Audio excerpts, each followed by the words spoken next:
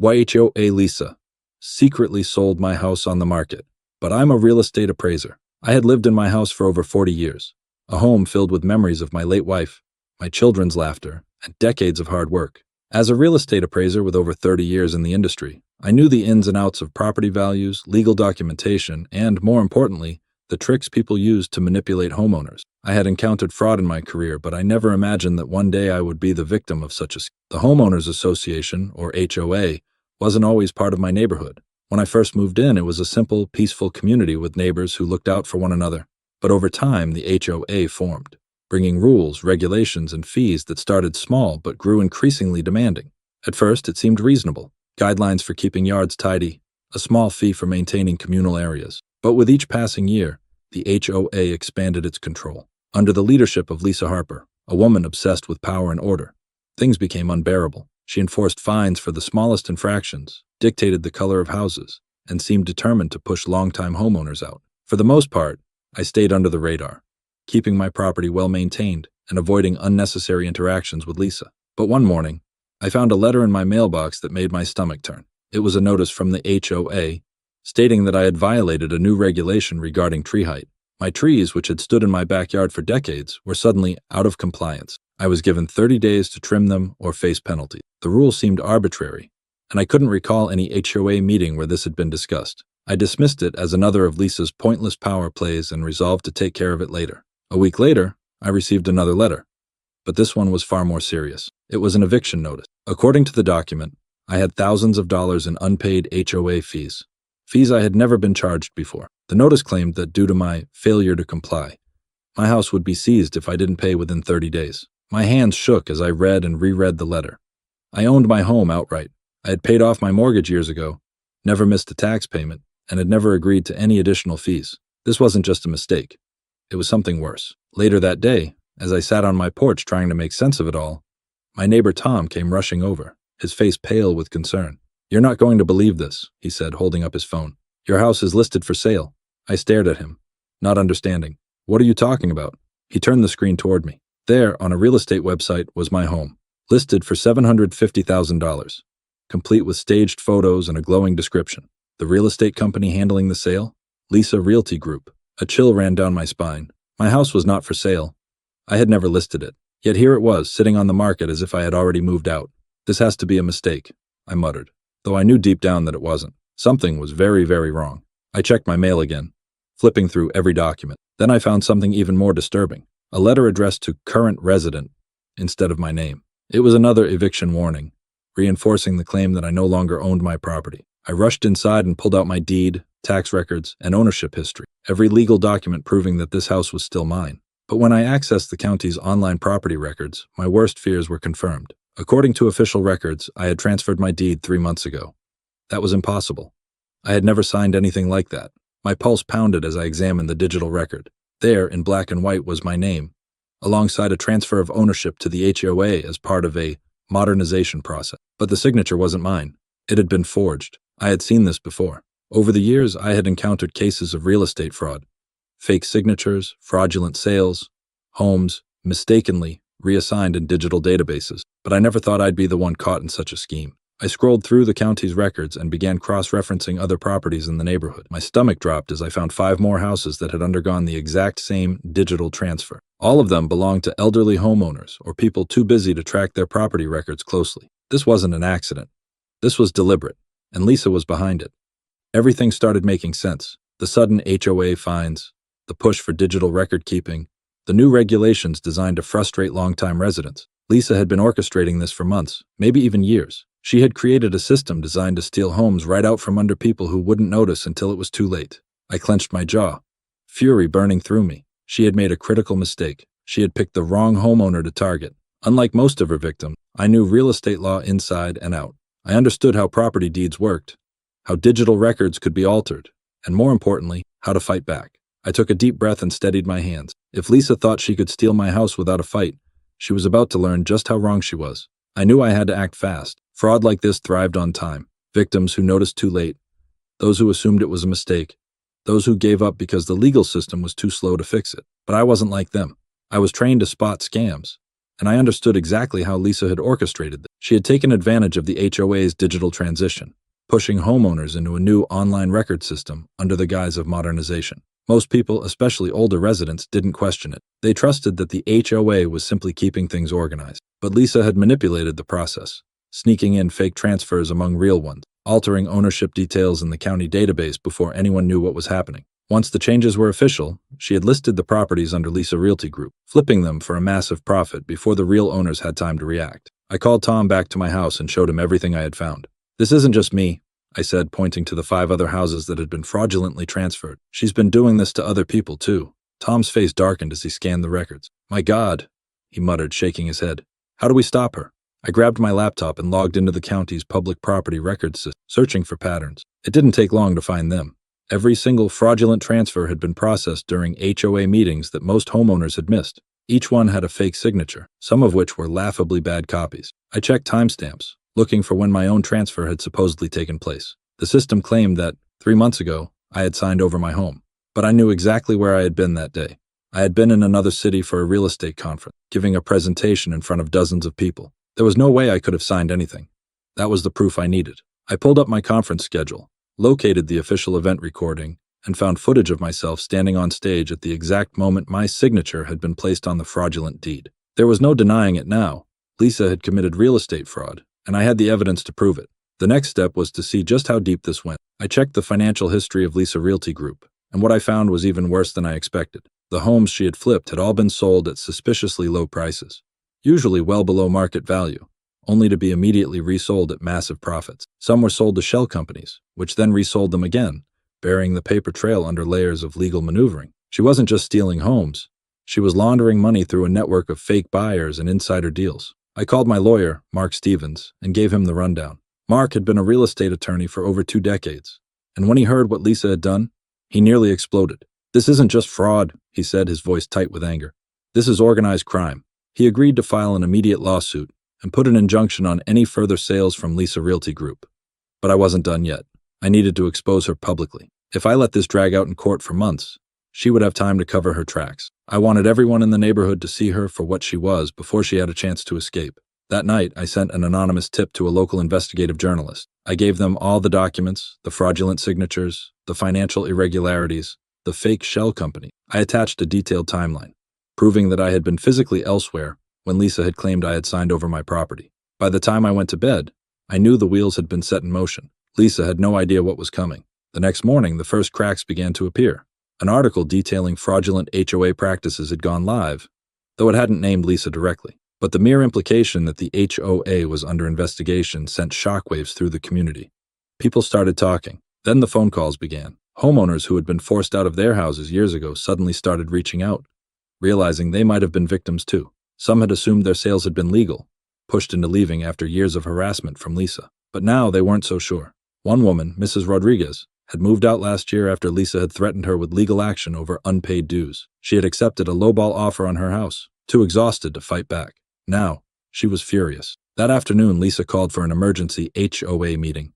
It was clear she was panicking. I arrived early, along with Tom and a few other neighbors who had been affected. Lisa stood at the podium, trying to act confident, but I could see the tension in her face. She cleared her throat, adjusted her blazer, and forced a smile. "I know there have been some confusing rumors spreading about the HOA's recent activities," she began. "But I want to assure everyone that these claims are completely unfounded. We follow strict guidelines and no one's home has been taken unfairly." I stepped forward, my heart pounding but my voice steady. "That's a lie." A murmur rippled through the room. Lisa's smile froze. "I have documented proof that my home was fraudulently transferred," I continued, pulling out my briefcase. "And not just mine, at least 5 others in this neighborhood." I opened the folder, revealing printed records, forged signatures, and financial statements. I held up a USB drive. On this drive is footage of me at a real estate conference. At the exact moment Lisa claims I was signing over my deed, she forged my signature. And she's been doing it to others. The room erupted. Neighbors whispered. Some gasped. Others immediately turned to Lisa, demanding answers. Her face had gone pale, her hands gripping the podium as if it were the only thing keeping her upright. That's not true," she stammered. "This is all a misunderstanding." I slammed a printed real estate listing onto the table in front of her. "You listed my house for sale before I even knew about the eviction notice. You were already flipping my property before I had a chance to fight back. You've been running a scam, Lisa." Someone from the back of the room stood up. It was James, the county recorder official. "I checked the records this morning," he said. and I saw multiple irregularities in Lisa Realty Group's transactions. This is fraud. The HOA members, once blindly obedient, now turned on Lisa like a pack of wolves. Some shouted questions, others demanded an immediate vote to remove her from power. The situation spiraled out of her control within minutes. Then the doors burst open. 2 county officials and a pair of uniformed police officers entered the room. One of them, Detective Rodriguez, stepped forward, his badge gleaming. He looked directly at Lisa. "Lisa Harper, we have reason to believe you've engaged in real estate fraud, forgery, and financial crimes. We need you to come with us for questioning." Lisa went completely still. For a second, she looked like she might faint. Then, without warning, she bolted. She rushed toward the exit, shoving past neighbors, papers flying from the podium. But she didn't get far. One of the officers grabbed her by the arm, forcing her to a stop. As she was led away in handcuffs, the room erupted into a mixture of cheers and angry shouting. Neighbors clapped. Some filmed the arrest on their phones. I stood there, watching as Lisa was dragged outside, her reign over the HOA finally crumbling. I exhaled slowly, feeling the tension of the past weeks begin to fade. I had won the battle, but there was still more to do.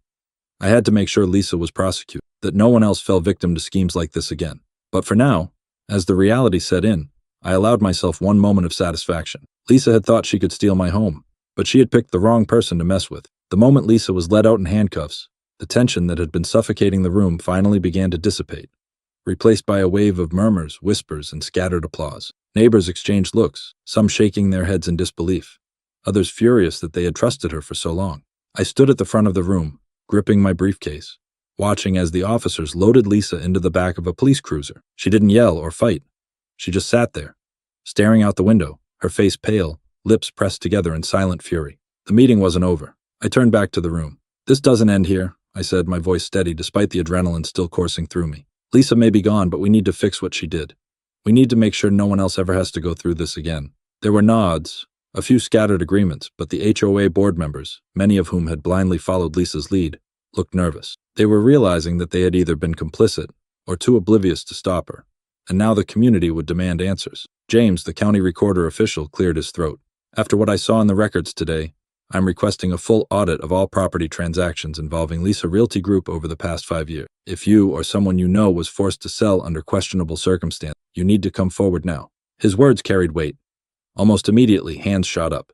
People began talking over each other, stories of harassment, bogus fines, threats of foreclosure. Some had been forced to sell their homes for far below market value, bullied into submission by Lisa's manufactured violations. The depth of her scheme was even worse than I had imagined. As the meeting stretched late into the evening, a new problem surfaced. With Lisa gone, the HOA was left in chaos. Without leadership, some members feared things would spiral further, while others wanted the association disbanded entirely. "We can't let this happen again," said Linda, one of the few board members who had questioned Lisa's tactics.